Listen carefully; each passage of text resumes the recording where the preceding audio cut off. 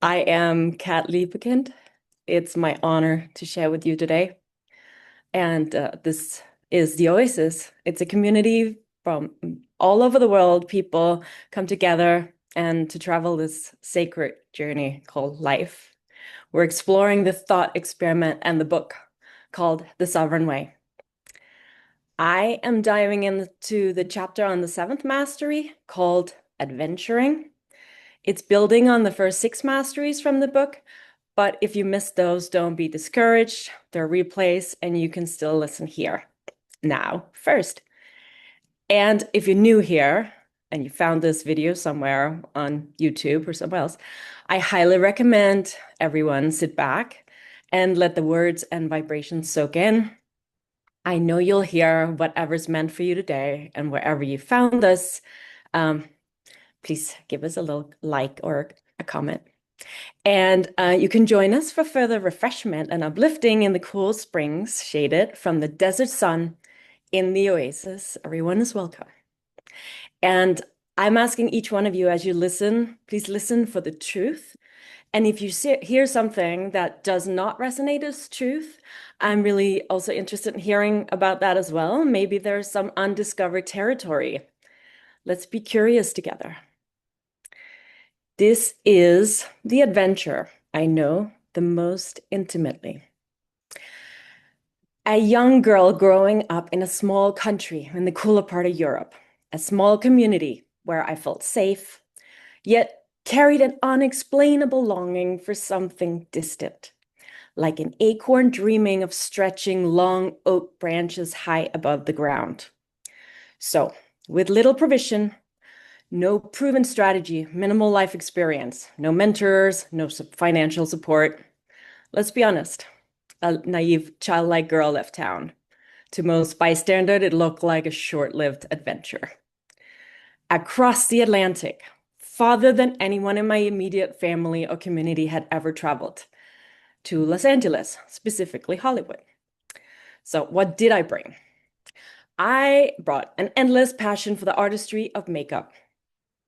Do you relate? What is your passion? What are you bringing? What innate talent or unexplored territory is calling to you? What is seeking to express itself through you?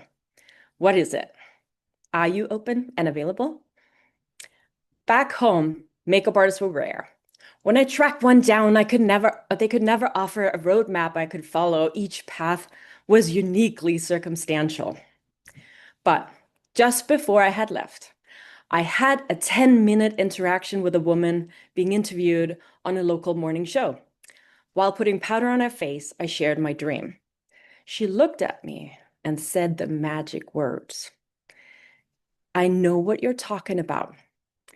If you go, I'll rent your room. I live just down the street from the makeup school you're dreaming of. This was before the internet had matured. The school's website had just a few grainy color photos of students' projects, but enough to give me a fuzzy vision of what was possible. My thinking was simple. If I get good enough, someone somewhere will find value in this. And why not? I had seen people in circus, people hanging upside down from a trapeze. And if they could, why couldn't this work out? I couldn't ignore this possibility. So off I went, despite the many well-meaning words of discouragement, lovingly offered to keep me safe, tethered to the known, anchored in the structure that felt solid, but not alive. And then, just like that, reality shifted. Boom, new chapter. Los Angeles. It was magical and brutal, a cement jungle with sunshine, palms, and pressure. The competition was obvious, the kind you could feel in the air. From day one, I was met with the story that only a few make it. But the daily delight of the work pulled me harder than any fear of failure, of uncertainty ever could. After all, this was the dream. New skills, friends who shared my obsession with art, beauty, faces, and telling stories through made-up characters. Synchronicity after synchronicity began lining up, almost like the universe was winking at me. Now I understand that's what happens when you're deep in your zone, that sweet intersection where delight, ideas, and wild collaboration collide. The kind of flow where time disappears, where 16-hour days feel like 4 hours. Okay, my legs were younger, that definitely helped. Momentum was building. Within the first year, I had my own apartment, a car, a green card on the way, and a full-time offer to teach makeup at the same top makeup school I had gone to myself. No red carpet, no glamorous paycheck though. Not even really a livable income, if I'm honest. But to me, having any of those things felt like divine proof. Proof that I was aligned, that something greater was moving through me. Grateful doesn't even begin to cover how I felt. Because here's what I believe now, and what all those experiences taught me. God is always flowing through us. Creative energy, divine intelligence, that spark of aliveness. But, and here's the kicker, just like electricity, we got to plug in, flip the switch, open the circuit. We have to participate. So let me ask you, how do you allow it? Are you open? Are you listening? Can you receive truly compliments, love, help? How strong is your receptivity muscle? And I don't mean that politically only, but poetically. How we feel, how we think, these patterns get wired into the brain. So, yes, feeling worthy is a buildable state. Neural, emotional, spiritual, all of it. And one of the fastest ways I found to build it, adventuring, stepping into the unknown, saying yes when it's wildly inconvenient, risking looking foolish, following the light. That's where the new circuitry starts to form. That's where untapped parts of your mental, emotional, and spiritual self gets activated. You stretch, you rewire, you widen the hose. And what happens when you widen the hose?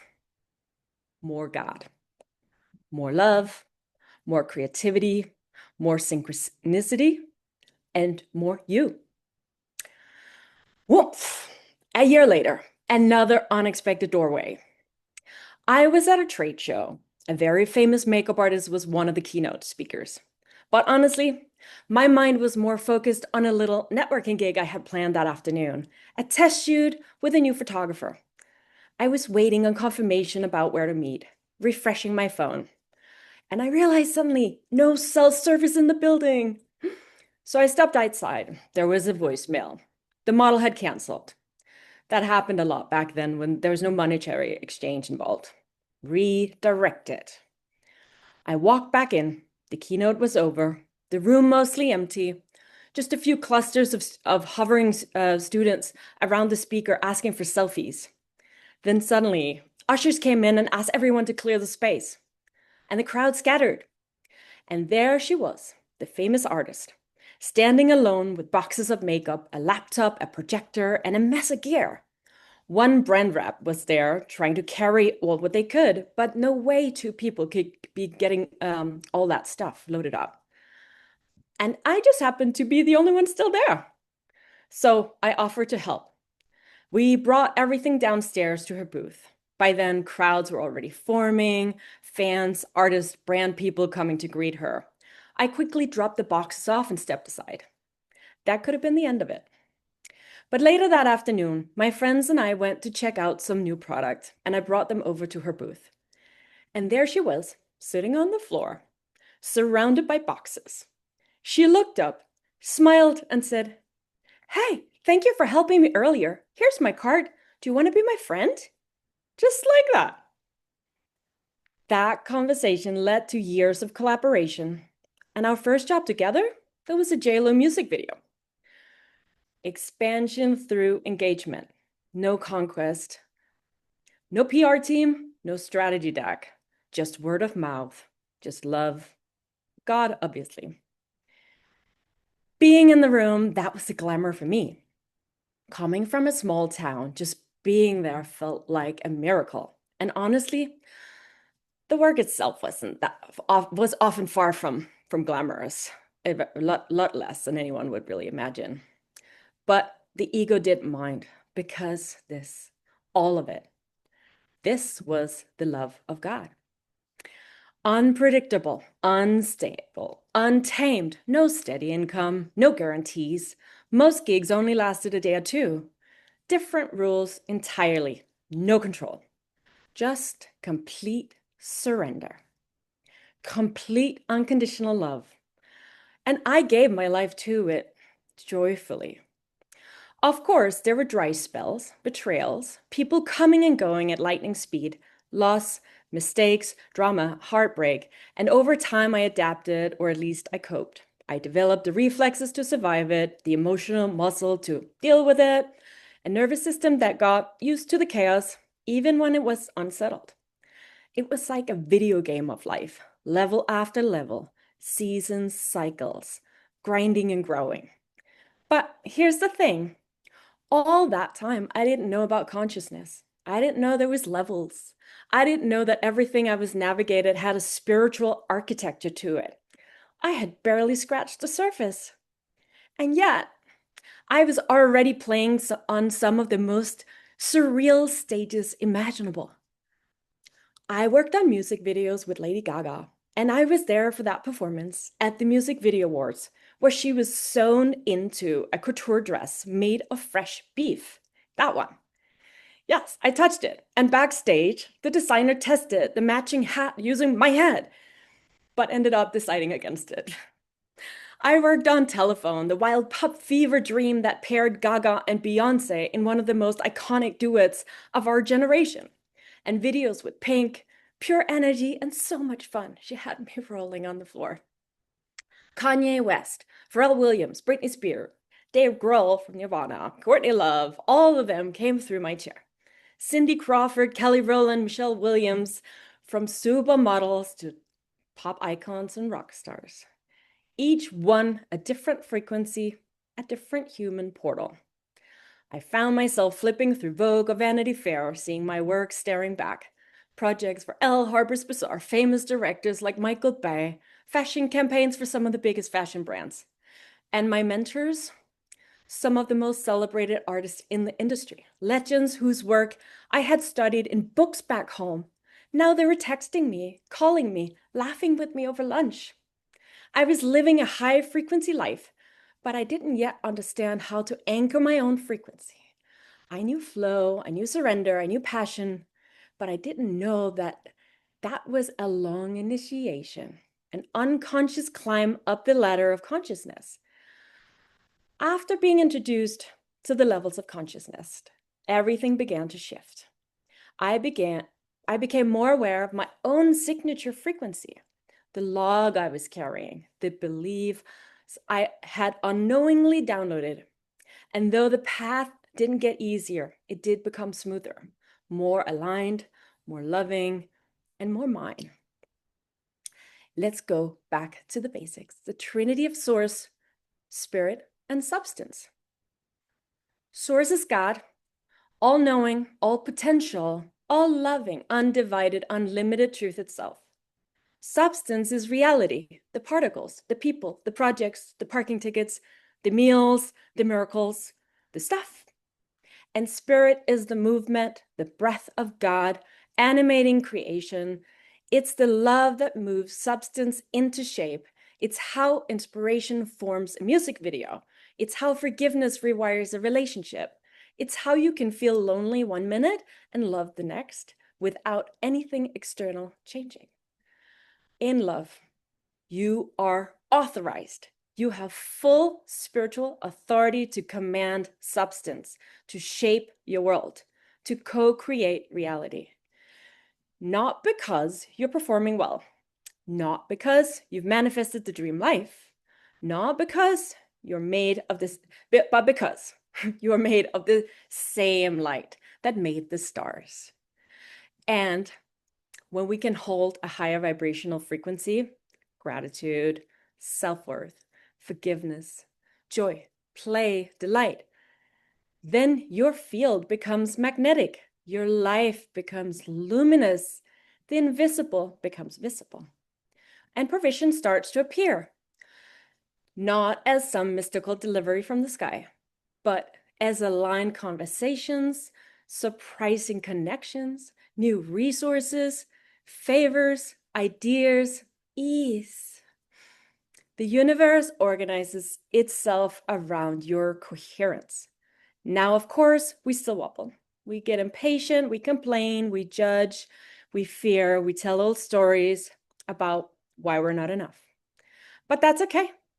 Worry too is a teacher. It's a call to steward your mind back to the heart, to bring the thought mind home to the love mind, to alchemize instead of analyze.